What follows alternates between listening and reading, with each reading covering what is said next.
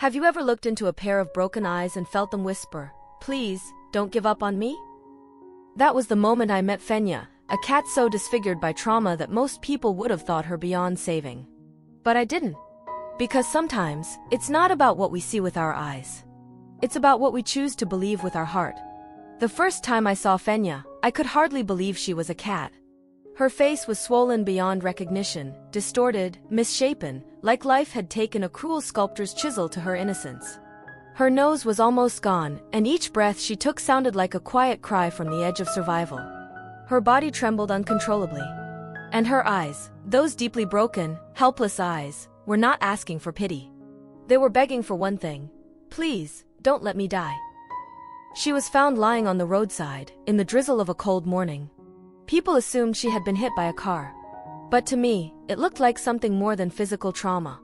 It was the mark of abandonment, of pain no creature should ever endure alone.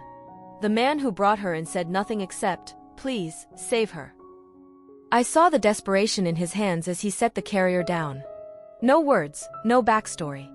Just silent hope. When I opened the carrier, I was met with something that looked closer to a ruin than a life. Fenya couldn't meow. Couldn't groom. Her tongue hung motionless. She was drenched in her own suffering, her body bruised, her spirit buried beneath fear. As I touched her gently, I whispered, more to myself than her, "Fenya, please don't scratch. Please, don't hurt yourself more. We're here to help." The first surgery wasn't a miracle. It was survival. It was the line we drew between life and loss. But the true miracle began in the days after. Not in the operating room. But in the moments we shared, the quiet, raw, human moments that medicine alone couldn't reach. We didn't just stitch her skin. We stitched hope into her days.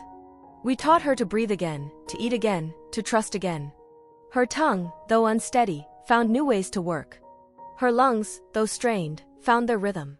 Her eyes, though once dulled by terror, began to glimmer with quiet resilience. She started to move, awkwardly at first, then stronger. She began to respond to her name. And one night, as I cleaned her wounds and hummed softly to calm her, she did something I hadn't expected. She leaned her head into my hand and slept. I broke down. Because in that tiny gesture, I understood, she wasn't surviving anymore. She was choosing to live. Week by week, breath by breath, Fenya returned. Not the way she used to be, not physically, but in the way that mattered most. Her body bore scars, yes. But her soul, it was healing. She would never have the perfect feline face again. And that's okay. Because Fenya didn't just regain life. She rediscovered dignity. She learned what it meant to be seen, not as broken, but as worthy. And I learned something too. That healing isn't always about restoration. Sometimes, it's about transformation. Fenya is more than a rescue case. She's a quiet revolution, a reminder that when the world turns its back, love can still reach forward. She is proof that if we dare to believe in life, even the most shattered heart can find its way back.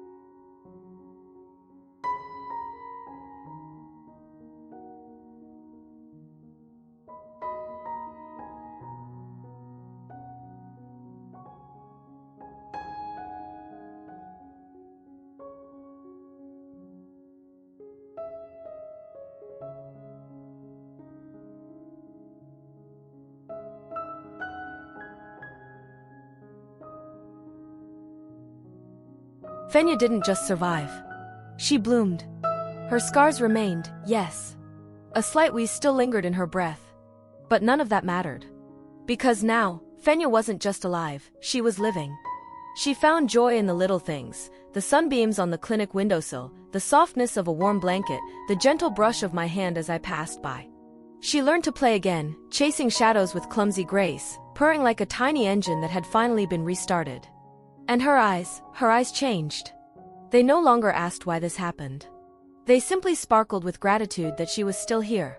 Fenya now spends her days curled up in the corner of my home office, watching the world with quiet curiosity.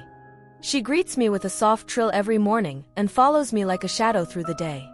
She has a favorite toy, a feathered one we call the dancing bird, and a favorite spot by the window where she naps as if the world never hurt her. I often catch myself smiling at her. Not just because she made it, but because she taught me something I never want to forget. That even a broken life can still be beautiful. That healing is never just physical. It's about trust. About love. About choosing to believe that the worst thing that's ever happened to us doesn't have to be the end of our story. Fenya's story isn't one of tragedy anymore. It's a story of grace, resilience, and the quiet power of never giving up. And every time she looks at me with those once shattered eyes, now glowing with peace, I'm reminded. Sometimes, we don't just save animals. Sometimes, they save us too.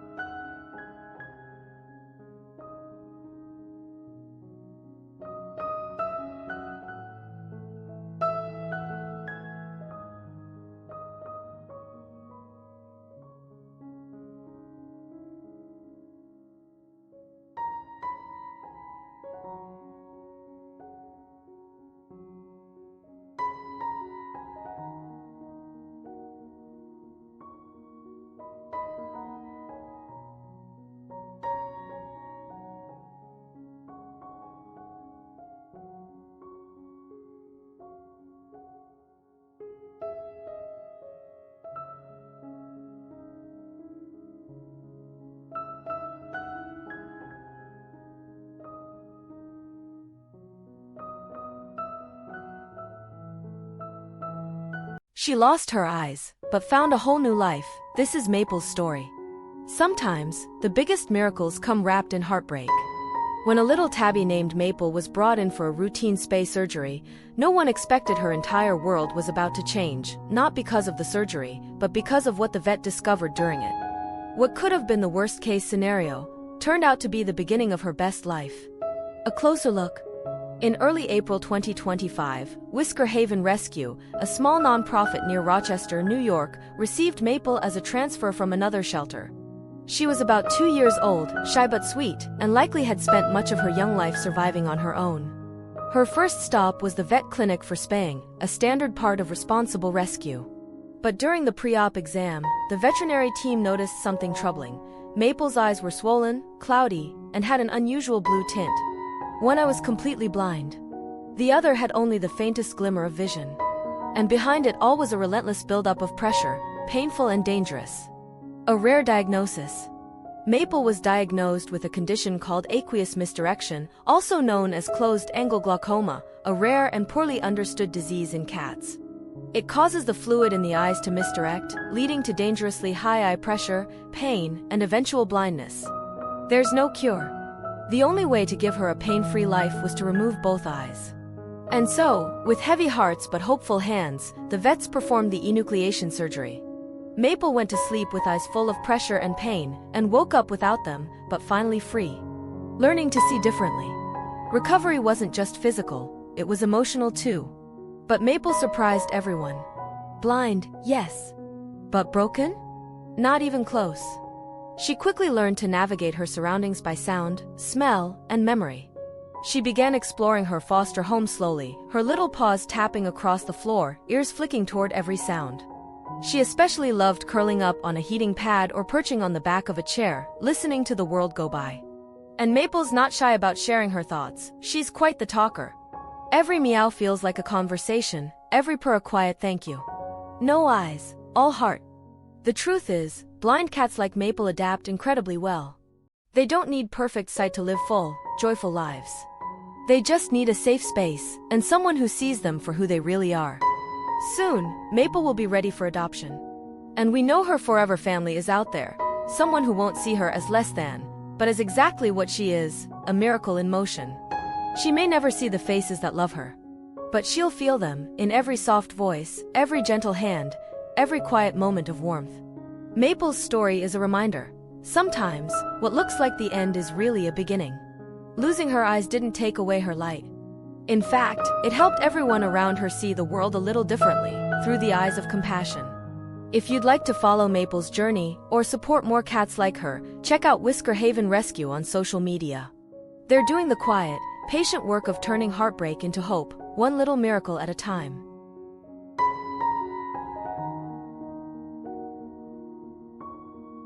And so, I made a promise, not just to the salon cat, but to every whiskered soul that crossed my path, I would not turn away.